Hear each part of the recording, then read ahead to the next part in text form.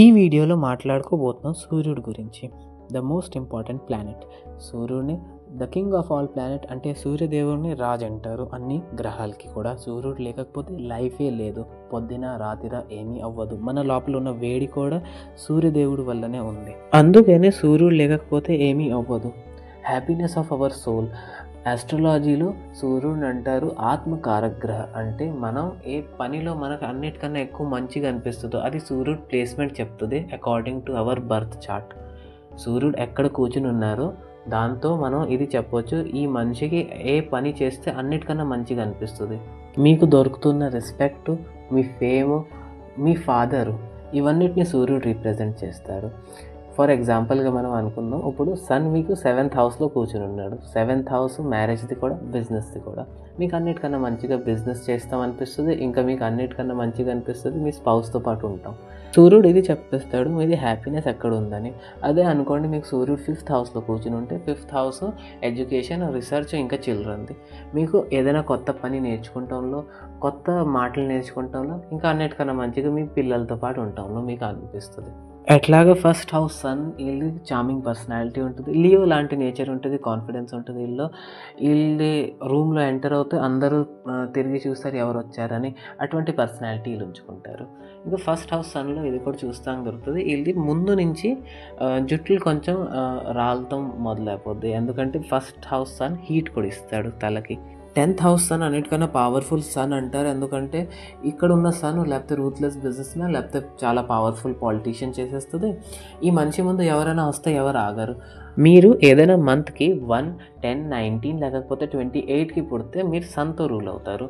సూర్యుడు సెంటర్లో ఉంటాడు అన్ని ప్లానెట్స్కి. అందుకనే వీళ్ళు కూడా సెంటర్ ఆఫ్ అట్రాక్షన్ అయిపోతారు.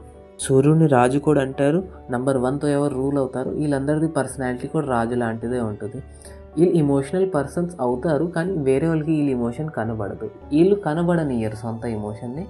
ఎందుకంటే వీళ్ళ పర్సనాలిటీని అటువంటిది. కాన్వర్సేషన్ స్కిల్స్ వీళ్ళ లోపల ఉంటుంది. ఇన్బార్న్ టాలెంట్ అనొచ్చు మనం. లీడర్షిప్ క్వాలిటీ అంటారు, ఎందుకంటే సూర్యుడు లీడరు. ఇవన్నీ క్వాలిటీస్ ఆటోమేటిక్గా వచ్చేస్తాయి వీళ్ళు. ఇంకా ఎవరు కూడా 1, 19, 10 లేకపోతే 28కి పుడతారు. వీళ్ళు నెంబర్ 1 అవ్వాలనుకుంటారు ఎప్పుడు కూడా. నేను ఏదైనా పని చేస్తే దాంట్లో నేను ఎట్లా నెంబర్ 1 అవ్వగలుగుతాను, నేను ఎట్లా టాప్లో వెళ్ళగలుగుతాను. మీరు ఈ ఇండస్ట్రీలో ఎలాన్ మస్క్ తీసుకోండి, బిల్ గేట్స్ తీసేసుకోండి, ముఖేష్ అంబానీ తీసుకోండి, వీళ్ళందరూ 1తో రూల్ అవుతారు. వీళ్ళు ఇంకా ఏ పని చేస్తున్నారో దానిలో కూడా నెంబర్ 1లోనే ఉన్నారు. ఇటువంటి మనిషి ఏదైనా ఆఫీస్లో కూడా పని చేస్తానికి వెళ్ళినా కూడా అనుకుంటాడు, నేను ఈ ఆఫీస్లో అన్నిటికన్నా ఇంపార్టెంట్ పర్సన్ అవ్వాలి, అన్నిటికన్నా పవర్ఫుల్ పర్సన్ అవ్వాలని. ఎందుకంటే ఈ మనిషి నెంబర్ 1తో రూల్ అవుతున్నారు. ఏ నెంబర్తో రూల్ అవుతాం అట్లాగే మనిషి అవ్వాలని కూడా అనుకుంటాడు. ఇంకొకటిది చాలా పవర్ఫుల్ ప్లేస్మెంట్ ఉంది సన్ది. దేని ముందు ఎవరు ఆగరు, అది 6th house sun. 6th house ఎనిమీస్ది. అందుకని రాజు ఎప్పుడైనా శత్రువుల ముందు వస్తే రాజు కత్తి తీస్తాడు. అయితే ఇక్కడ మీ ఎనిమీస్ లేకపోతే మీకు ఎవరు మంచిగా చెయ్యాలనుకోరో వాళ్ళు మీ ముందు ఆగరు. వాళ్ళు ఏదైనా చెయ్యాలనుకుంటారు, ఇంకా అది ఎక్కువగా ఫెయిల్ అయిపోద్ది.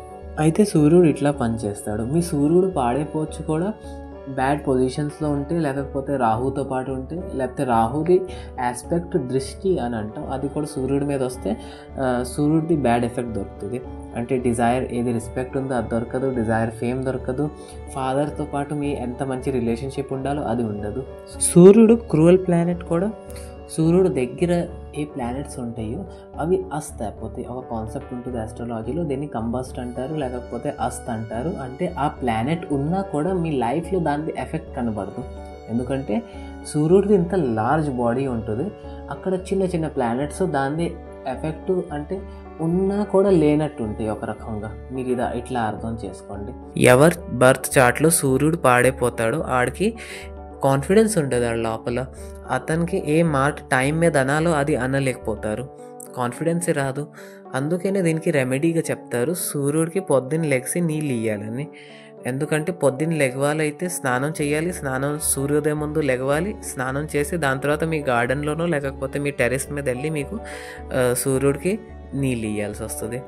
ఇది ఒక మంచి రెమెడీ. 20 డేస్లో దీని ఎఫెక్ట్ కూడా కనబడుతుంది చాలామందికి. దీని వెనకాతల ఉన్న లాజిక్ చాలామంది మిస్ చేసేస్తారు, అనుకుంటారు సూర్యుడికి పొద్దున లెగిసి అర్ఘం ఇస్తే లేకపోతే నీళ్ళు ఇస్తే ఏమవుద్దని.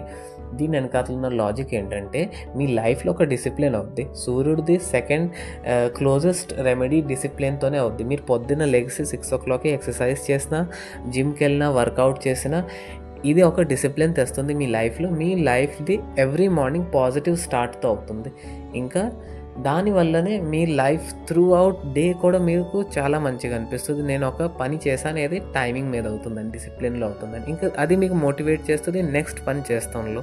చాలామందికి ఈ రోజుల్లో ఒకే రోజులో వీళ్ళకి రిజల్ట్ కావాలి, రెమెడీ ఏది చేస్తున్నారు, అట్లా ఏమీ ఉండదు. కొంతమందికి కావాలి, ఇంకా కొంతమంది చెప్తారు కూడా. ఎక్కడ డిమాండ్ ఉంటుందో అక్కడ సప్లై ఆటోమేటిక్గా వచ్చేస్తుంది. ఎందుకంటే ఒకే రోజులో ఏమీ పాడైపోలేదు కూడా. మెల్లిమెల్లిగా ఒక మనిషితో రిలేషన్ పాడైపోద్ది, మెల్లిమెల్లిగా ఏదైనా పని పాడవుతుంది. దాని తర్వాత ఒకే రోజులో ఫిక్స్ చేస్తాను కూడా ఏమీ ఉండదు. ఏదైనా ఆస్ట్రాలజికల్ రెమెడీకైనా లేకపోతే దేనికైనా 21 days పడుతుంది అప్రాక్స్. ఎందుకంటే అది హ్యాబిట్లో వస్తానికి, అది ఒక రొటీన్ అవుతానికి టైం పడుతుంది మీకు. ఇంకా దాని ఎఫెక్ట్ కూడా అట్లాగే కనబడుతుంది. అయితే ఈ వీడియోలో మనం అర్థం చేసుకుందాం ఆన్ బేస్ లెవెల్ సన్ ఎట్లాగా పనిచేస్తారు ఆస్ట్రో ఇంకా న్యూమరాలజీ తగ్గట్టుగా.